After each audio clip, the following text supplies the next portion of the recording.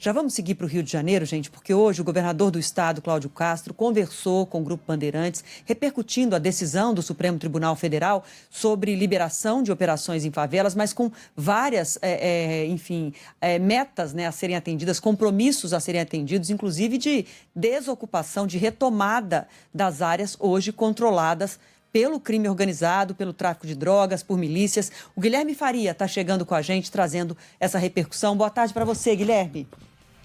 Tudo bem, Adriana? Boa tarde para você também, para o Renan, para todo mundo que nos acompanha. A gente vem desde ontem falando sobre a repercussão da DPF 635, que foi julgada no Supremo Tribunal Federal, né? Hoje o governador do Rio, Cláudio Castro, conversou com a gente aqui na Band News FM, falou sobre esses pontos, destacando principalmente aquela questão que a gente abordou ontem aqui também, sobre o plano de recuperação de áreas dominadas pelo crime aqui no Rio de Janeiro. Nessa entrevista, o Castro também criticou a gestão do presidente da República, Lula, na falta de investimentos no combate à criminalidade.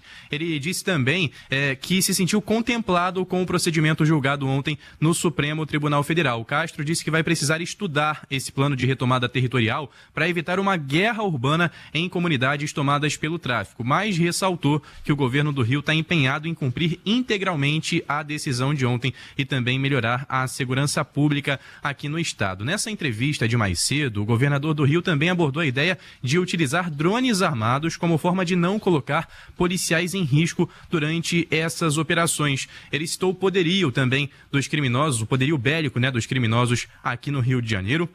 E destacou alguns pontos que ainda precisam ser estudados em relação a esse plano que eu citei há pouco também, como os pontos de letalidade e de retomada, que não podem ser feitos de qualquer maneira, segundo o governador, porque a natureza criminosa aqui no Rio de Janeiro mudou desde a implementação da Constituição Federal na análise do governador Cláudio Castro e, por isso, sem um planejamento adequado e com o poder bélico dos criminosos, poderia se formar uma guerra urbana. A gente tem, inclusive, um trecho da palavra do governador Cláudio Castro nessa entrevista. Vamos ouvir.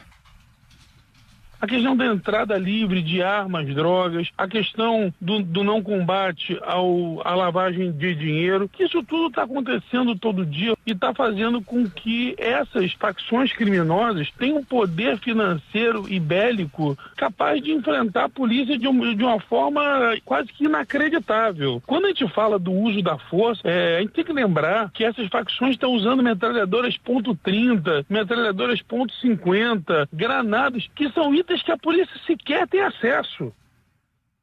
O Cláudio Castro disse também, Adriana, Renan, que essa situação da ocupação territorial por criminosos é a mais grave de todas no contexto da segurança pública aqui no Rio de Janeiro. Lembrando que ele acompanhou ontem de Brasília o julgamento da DPF, assim como o prefeito aqui do Rio de Janeiro, Eduardo Paes, e ainda sobre esse assunto é importante a gente lembrar que a partir de agora vai haver um monitoramento em relação a essas metas definidas ontem, né, a essas obrigações definidas ontem pelo Supremo Tribunal Federal. Então é algo que a gente tem que observar nas próximas semanas e meses para saber como está sendo cumprido o que foi estabelecido pelo Supremo Tribunal Federal também nesse julgamento da DPF, pessoal.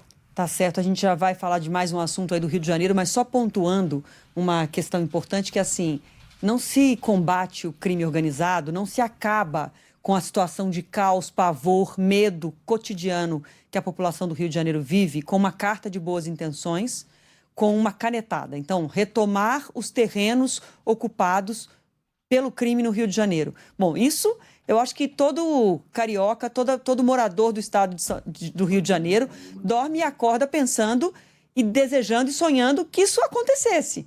Agora, para isso tem que agir não só dentro do estado do Rio, não só dentro da capital, né? Você tem que agir nas fronteiras para que a arma não chegue, para que a droga não entre. Então, é um plano muito mais amplo do que só operações nas favelas do Rio de Janeiro. Claro que as operações são importantes, têm que ser feitas com inteligência, para a gente não ficar noticiando dia após dia, operação após operação, mortes de inocentes com balas perdidas. Então, o policiamento, a inteligência tem que funcionar lá, nas comunidades, nos locais onde os criminosos estão. Só que a gente sabe que o poder de fogo deles é muito grande, que a droga chega com muita força e se não tiver um trabalho muito além da fronteira, da divisa, nas fronteiras com o Brasil, com outros países, a gente não vai ter solução. Então não é na canetada, não é na carta de boas intenções. Tem que, de fato, ter um projeto, uma força-tarefa, de fato, permanente, que toque essa missão adiante, esse compromisso seja de um país, né?